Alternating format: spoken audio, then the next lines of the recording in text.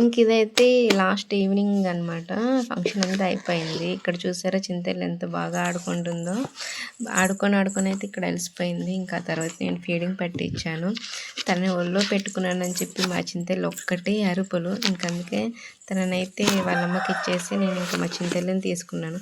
పోనీ తను నా ఒళ్ళో కూర్చుందా అంటే లేదు, తను ఆడుకుంటుంది. కానీ నేను తన పక్కనే ఉండాలి, కానీ ఎత్తుకోకూడదు. అది దాన్ని జలస్ అంటారండి, జలస్ అంటారు. ఇంక ఇక్కడ మా ఖుషి అయితే ఇప్పుడిప్పుడే అది పట్టుకొని అయ్యో ఎందుకు అరుస్తున్నావమ్మా, ఏమైంది? ఒక్క నిమిషం ఆగు. అయ్యో వాయిస్ ఓవర్ అసలు ఇవ్వను బాబోయ్. ఇంక ఇక్కడ నేను వాయిస్ ఓవర్ ఇస్తుంటే అసలు ఇట్లా అరుస్తుందంటే అసలు ఇవ్వనివ్వడం లేదు. ఏం చేస్తుంది అనుకుంటున్నారా? ఫోన్ తీసేసుకుంటుంది చేతిలో ఉన్నది.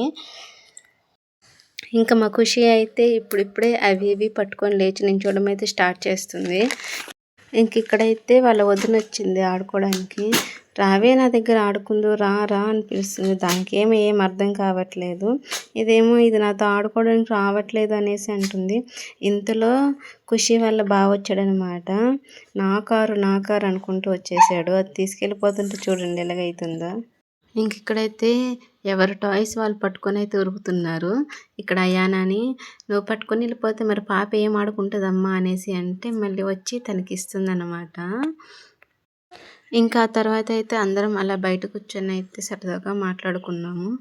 ఇంక ఇక్కడైతే వాళ్ళ అక్కతో ఆటలు అయిపోయాయి. ఇంక ఇప్పుడైతే చిన్న మరదలతో ఆడుకుంటుందన్నమాట. ఇక్కడ మీరు బాగా అబ్జర్వ్ చేసినట్టయితే నెమలి కనిపిస్తుంది చూడండి.